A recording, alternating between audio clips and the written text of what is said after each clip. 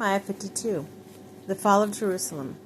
Zedekiah was 21 years old when he became king, and he reigned in Jerusalem 11 years. His mother named was Hamutal, daughter of Jeremiah. She was from Libnah. He did evil in the eyes of the Lord, just as Jehoiakim had done. It was because of the Lord's anger that all this happened to Jerusalem and Judah, and in the end he thrust Thera from his presence. Now Zedekiah rebelled against the king of Babylon.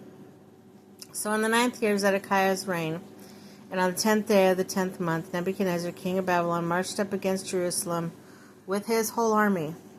They encamped outside the city and built siege works all around it. The city was kept under siege until the 11th year of King Zedekiah. By the 9th day of the 4th month, the famine in the city had become so severe that there was no food for the people to eat. Then the city wall was broken through, and the whole army fled. They left the city at night through the gate between the two walls near the king's garden. Though the Babylonians were surrounding the city, they fled towards Arabah. But the King Babylonian army pursued King Zedekiah and overtook him in the plains of Jericho. All his soldiers were separate from him and scattered, and he was captured. He was taken to the king of Babylon at Riblah in the land of Hamath, where he pronounced sentence on him. Where at Riblah, the king of Babylon killed the sons Zedekiah before his eyes. He also killed the officials of Judah. Then he put Zedekiah's eyes, bound him with bronze shackles, and took him to Babylon, where he put him in prison till the day of his death. On the 10th day of the 5th month, in the 19th year of Nebuchadnezzar, king of Babylon, Nebuchadnezzar, commander of the imperial guard who served the king of Babylon, came to Jerusalem. He set fire to the temple of the Lord and the royal palace and all the houses of Jerusalem.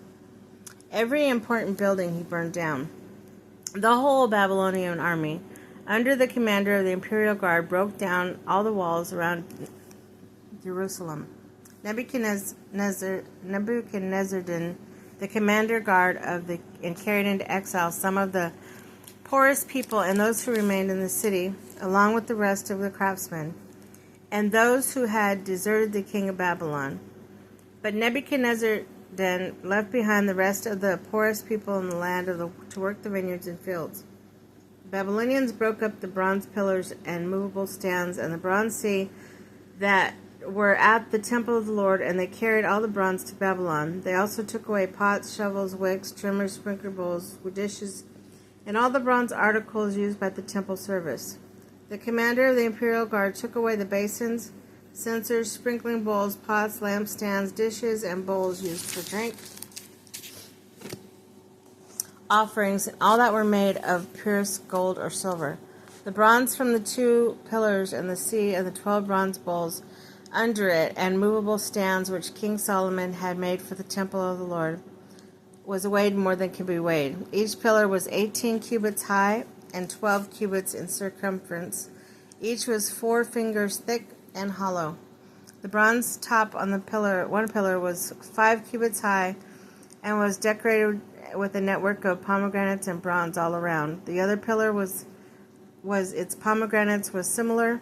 There were 96 pomegranates on the side, and total number of pomegranates above the surrounding network was 100. The commander of the guard took prisoners Seraiah the chief priest, Zephaniah the priest next in rank, and 3 doorkeepers. Of all still in the city, he took the officers in charge of the fighting men and 7 royal advisors. He also took the secretary, who was chief officer, in charge of the conscripting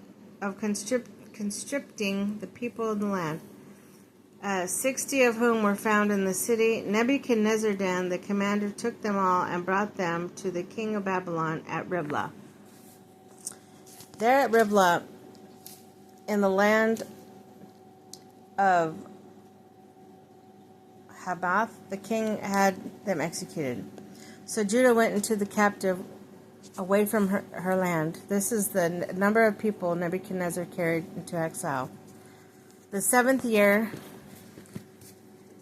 3,023 Jews. Nebuchadnezzar's 18th year, 832 people from Jerusalem. In his 23rd year, 745 Jews taken from exile by Nebuchadnezzar in the commander of the imperial guard. There were 4,600 people in all. Jehoiakim released. In the 37 years of exile of Jehoiakim, king of Judah, in the year Awel-Marduk became the king of Babylon, on the 25th day of the 12th month, he released Jehoiakim, king of Judah, and freed him from prison. He spoke kindly to him from the seat of honor, higher than those of other kings who were with him in Babylon.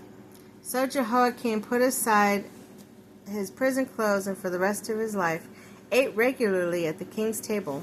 Day by day, the king of Babylon gave Jehoiakim a regular allowance, as long as he lived, until the day of his death.